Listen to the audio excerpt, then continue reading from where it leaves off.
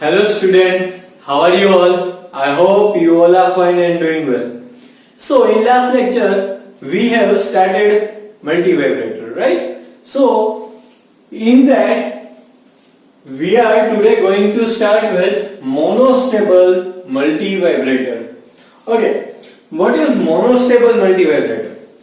So when I taught you the introduction of multivibrator, that time I told you that the multivibrator in which there is one stable state and another is unstable state, that is called monostable multivibrator.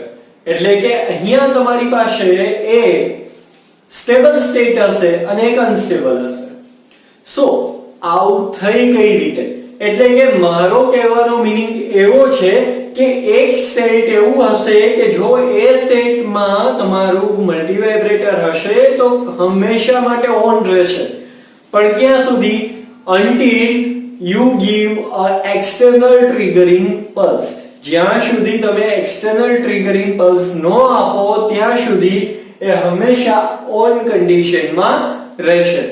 But when you apply external triggering pulse, at that time what happens? At that time that multivibrator changes its state like this. Suppose your multivibrator is in stable state, like on condition માં છે.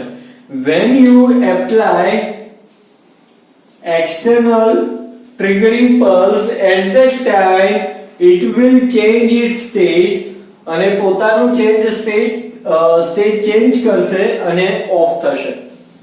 Of ક્યાં સુધી રહેશે? It is dependent on circuit parameters અને પછી પાછું એ on કન્ડિશનમાં automatically આવી જશે. So you can say this one is your output and this one is your triggering pulse, right? તો external triggering pulse ઉપર આખું ડિપેન્ડન્ટ છે. તો હવે વાત કરીએ. Monostable multivibrator has one stable state and another quasi-stable state. Not what is quasi-stable state? Quasi-stable state is a temporary state. અહીંયા જો થોડીક વાર ટેમ્પરરી પૂરતું છે પોતાનું સ્ટેટ ચેન્જ કરે છે અને પાછું હતું એવું ને એવું થઈ જાય છે. So it is called temporary state. So this one is the definition of monostable multivibrator. A multivibrator which one transistor is always conducting and other is non-conducting is called monostable, or you can say single shot, or you can say single state, or you can say one shot, or single swing, or delay multivibrator. તો આટલા એના અલગ અલગ નામ છે. Monostable, પછી છે single shot, one shot, single state, single swing and delay. બરાબર? તો આ બધા નામ તમારે યાદ રાખવાના છે કેમ કે 1 માર્ક્સ ની અંદર ડાયરેક્ટલી પૂછાઈ શકે. અથવા તમને એવી રીતના મોનોસ્ટેબલ ની જગ્યાએ કે ડિલે મલ્ટીવાઇબ્રેટર ને એક્સપ્લેન કરો તો પણ તમારે આ જ વસ્તુને એક્સપ્લેન કરવાની બનશે. સો તમને નામ ખબર હોવી જોઈએ. હવે કન્સ્ટ્રક્શન ની તરફ આગળ વધીએ તો કન્સ્ટ્રક્શનમાં અહીંયા જે પણ તમારી પાસે ટ્રાન્ઝિસ્ટર છે એ CE કન્ફિગરેશન માં હશે. કઈ રીતે? જો આ collector, this one is base, this one is emitter, this one is collector, this one is base, this one is emitter. અહીંયા બંનેના એમિટર ને લઈને આપણે ગ્રાઉન્ડ કરેલું છે. So it is called common emitter tag connection. Got it? Okay. Now અહીંયા જો કે Q1 નો જે કલેક્ટર છે અથવા આઉટપુટ છે એ Q2 ના બેઝ સાથે C1 થ્રુ જોડાયેલું છે. So you can say base of Q2 is connected to the output of Q1 through capacitor C1. But જ્યારે આપણે વાત કરીએ Q2 ની તો Q2 નું આઉટપુટ ડાયરેક્ટલી કેપેસિટર વગર આપણા કેપેસિટર વગર ટ્રાન્ઝિસ્ટર Q1 સાથે જોડાયેલું છે. બીજું કોઈ પણ જાતનું ત્યાં કેપેસિટરનું કામ નથી થતું. રાઈટ? સો આ વસ્તુ સિમ્પલ કન્સ્ટ્રક્શનમાં આવશે. રાઈટ? બીજું કોઈ આમાં કન્સ્ટ્રક્શનમાં નવું લખવાનું થતું નથી.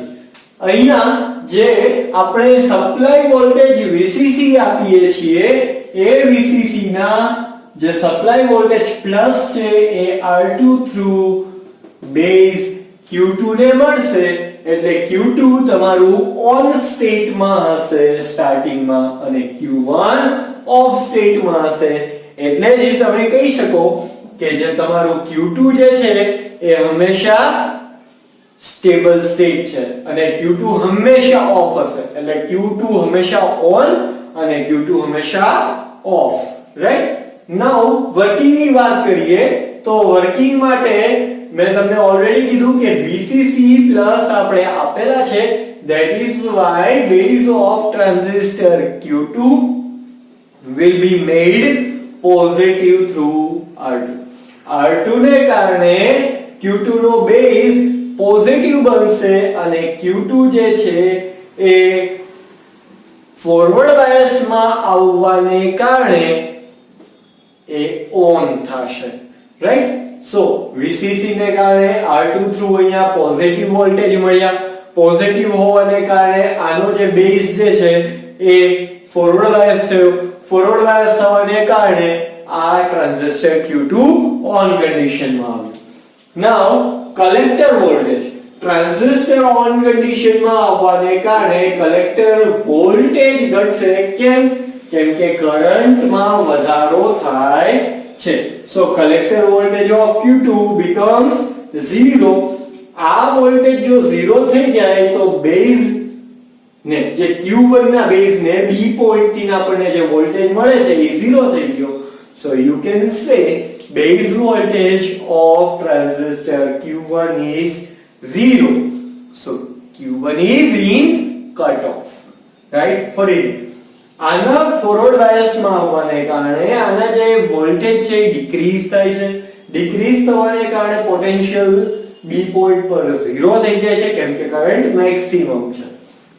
એ 0 વોલ્ટેજ ટ્રાન્ઝિસ્ટર Q1 ને આપીએ છીએ અને એ Q1 તમારું કટ ઓફ માં જશે. કેમ? કેમ કે એને જે મળતા વોલ્ટેજ છે એ 0 છે. સો એનો કટ ઓફ માં જશે અને આનો જે કરંટ છે એ મેક્સિમમ બનશે. વોલ્ટેજ 0 આના તો કરંટ મેક્સિમમ વોલ્ટેજ 0 તો આનો કરંટ મેક્સિમમ. હવે જો કોઈ એક સમય એટલે કે Q2 હંમેશા ઓન થઈ ગયું અને Q1 હંમેશા ઓફ થઈ ગયું. હવે જો કોઈ એક સમયે આપણે ટ્રિગરિંગ પલ્સ Q1 ને આપીએ શોર્ટ ડ્યુરેશન નું અને ઇનફ મેગ્નીટ્યુડ વાળું તો Q1 જે છે એ ઓન કન્ડિશનમાં આવશે.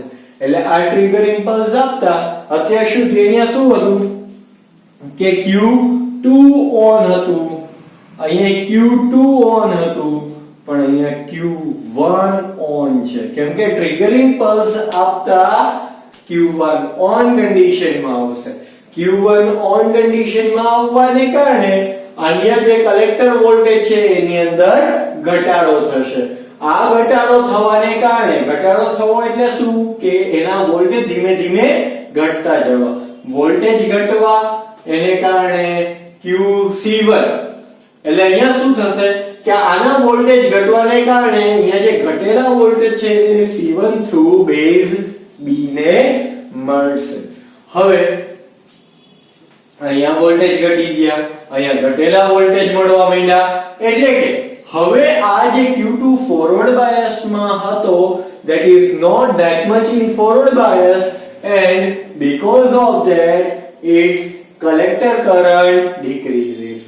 અહીંયા વોલ્ટેજ ઘટવાને કારણે ઘટેલા વોલ્ટેજ Q2 ને મળે છે That is why its collector current decreases. Collector current decreases, that is why you can say potential at point B increases. Current ઘટે, voltage વધે, voltage ઘટે, voltage વધે, current ઘટે, અને current વધે તો voltage ઘટે.